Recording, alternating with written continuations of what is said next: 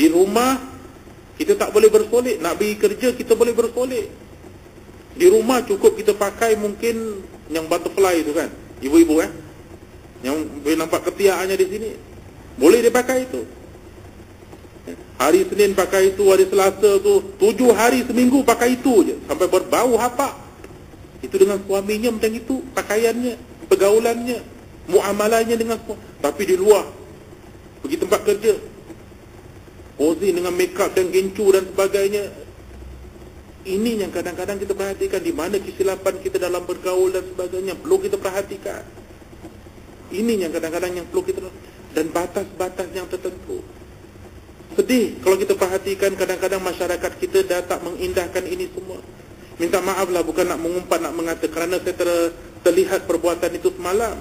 Lepas saya ngajar dengan keluarga ini, bab inilah, bab muamalah, bab menjaga maksiat dan sebagainya.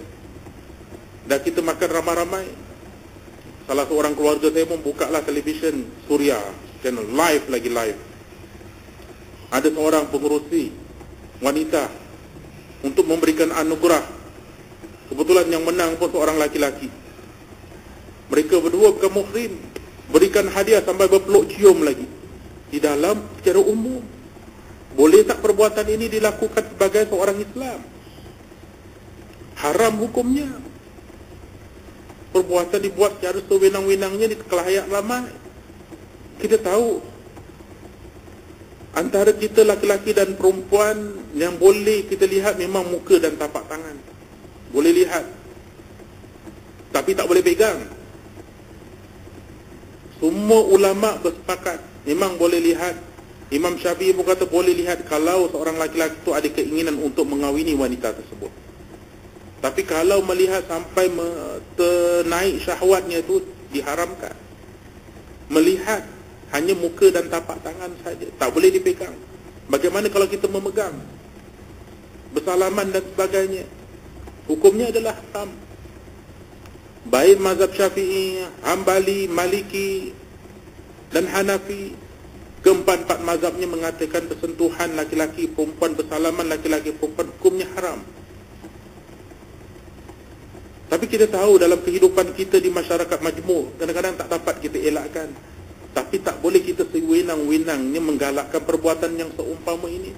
Kalau memang boleh kita cegah diri kita, kita cegah diri kita. Berbeza dengan bersentuhan yang tertentu, yang membatalkan air sembahyang, seperti mana kalau orang tu beribadat di Mekah, kan, dalam bertawaf dan sebagainya. Kadang-kadang susah dia nak bertawaf kalau ikut mazhab Syafi'i. Kenapa? Biasanya kadang-kadang terlanggar. Baru satu pusingan dah terlanggar, kena cari ambil wuduk lagi, datang lagi terlanggar lagi. Sebab tu banyak daripada mereka kalau di sana tu mungkin yang tahwil kan kepada mazhab yang lain. Memang ada mazhab-mazhab yang lain yang membenarkan dalam keadaan yang darurat seumpama ini bukan disengajakan, keadaan-keadaan yang tertentu ini. Tapi kalau disengajakan perbuatan-perbuatan seumpama sewenang-wenangnya, seolah-olah dah tak ada lagi dosa lah. Berciuman di kelayak ramai, berpegang-pegangan dan sebagainya. Jadi tak heran anak-anak kita pun yang di bangku sekolah, baik primary school pun dah terpalit sama, terikut-ikut dengan keadaan kita yang dewasa ini. Kenapa kita tak tunjukkan akhlak yang baik, pergaulan yang baik kepada mereka? Dan kita berbeza, pergaulan kita berbeza dengan mereka. Orang Islam dia ada ciri-cirinya, pergaulan yang sebab saya katakan tu, kita kena ikut ciri kita yang diajarkan oleh Nabi. Bangsa yang lain mereka ada cara-cara yang tertentu. Mungkin bersalaman bagi mereka tak salah, berciuman di khalayak ramai tak bersalah, kahwin laki-laki pun tak bersalah, laki-laki dengan laki-laki, perempuan dengan perempuan pun tak bersalah. Tapi kita tahu ada perkara-perkara yang bertentangan dengan syarak, tak boleh kita ikut. Kalau perkara perbuatan tersebut tak bertentangan dengan syarak, tak apa. Menziarahi jiran kita yang bukan Islam baik, kita bergaul sesama masyarakat. Kalau kebetulan jiran kita bukan orang Islam, kita boleh ziarah dia, cara sopan kita, walaupun dia tak seagama dengan kita, kerana kita ada tanggungjawab terhadap jiran kita yang bukan Islam. Kita tak boleh menyakiti hati mereka dan sebagainya. Ini tanggungjawab kita sebagai seorang Islam. Walaupun dia tak beriman kepada Allah, kita ada tanggungjawab terhadap mereka. Mereka ada hak terhadap diri kita juga. Tapi bagaimana batas-batas yang perlu kita perhatikan? Kita tahu yang halal dan haram itu nyata. Ini yang kadang-kadang yang perlu kita perhatikan. Hadirin sidang jemaah rahimakumullah. Kerana seperti mana yang saya katakan, cara kita tak lain dan tidak bukan dalam baik pergaulan kita. Perlulah kita terus mencontohi junjungan kita Nabi besar Muhammad sallallahu alaihi wasallam ini. Kalau kita ingin selamat, insya-Allah. Kalau kita ingin bersama junjungan kita Nabi besar Muhammad sallallahu alaihi wasallam, inilah cara-caranya.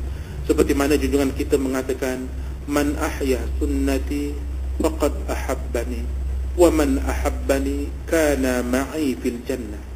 Barang siapa yang cinta kepadaku, barang siapa yang menghidupkan sunnahku, maka dia telah cinta kepadaku. Barang siapa yang cinta kepadaku, dia akan bersamaku kelak di dalam syurga nanti. Jadi kita berdoa mudah-mudahan Allah Subhanahu wa taala senantiasa memberikan kita petunjuk, taufik dan hidayatnya untuk kita terus melaksanakan tanggungjawab kita mengikuti jejak langkah junjungan kita Nabi besar Muhammad sallallahu alaihi wasallam, khususnya dalam muamalah kita, dalam pergaulan kita sehari-hari. Kita menjaga batas-batas usilah kita, agar kita tak terjerumus dalam kemaksiatan dan sebagainya. Marilah kita merapatkan tangan kita ke hadirat Allah Subhanahu wa taala, memohon petunjuk, taufik dan hidayat Allah Subhanahu wa taala, insyaallah. A'udzu billahi minasy syaithanir rajim. Bismillahirrahmanirrahim. Alhamdulillahi rabbil alamin. Hamdan yuwafi ni'amahu wa yukafi mazidah. Ya rabbana lakal hamdu kama yanbaghi li jalali karimi azimi sultanik. Allahumma salli ala sayyidina Muhammad wa ali Muhammad. ربنا ظلمنا أنفسنا وإن لم تغفر لنا وترحمنا لنكونن من الخاسرين. ربنا لا تزغ قلوبنا بعد إذ هديتنا وهب لنا من لدنك رحمة إنك أنت الوهاب. ربنا ولا تحمل علينا إصرا كما حملته على الذين من قبلنا. ربنا ولا تحملنا ما لا طاقة لنا به واعف عنا واغفر لنا وارحمنا أنت مولانا فانصرنا على القوم الكافرين. ربنا ارزقنا متابعة نبيك محمد صلى الله عليه وسلم أولا وآخرا وظاهرا وباطنا وقولا وفعلا وطاعة وعبادة وعملا صالح كما وعده. ربنا نور قلوبنا بنور هدايتك كما نورت السماوات والأرض أبدا برحمتك يا أرحم الراحمين. ربنا آتنا في الدنيا حسنة وفي الآخرة حسنة وقنا عذاب النار. سبحان ربك رب العزة عما يصفون وسلام على المرسلين والحمد لله رب العالمين. تقبل الله منكم. آخر مني وبالله التوفيق والهداية والسلام عليكم ورحمة الله وبركاته. سبحانك اللهم وبحمدك أشهد أن لا إله إلا أنت أستغفرك.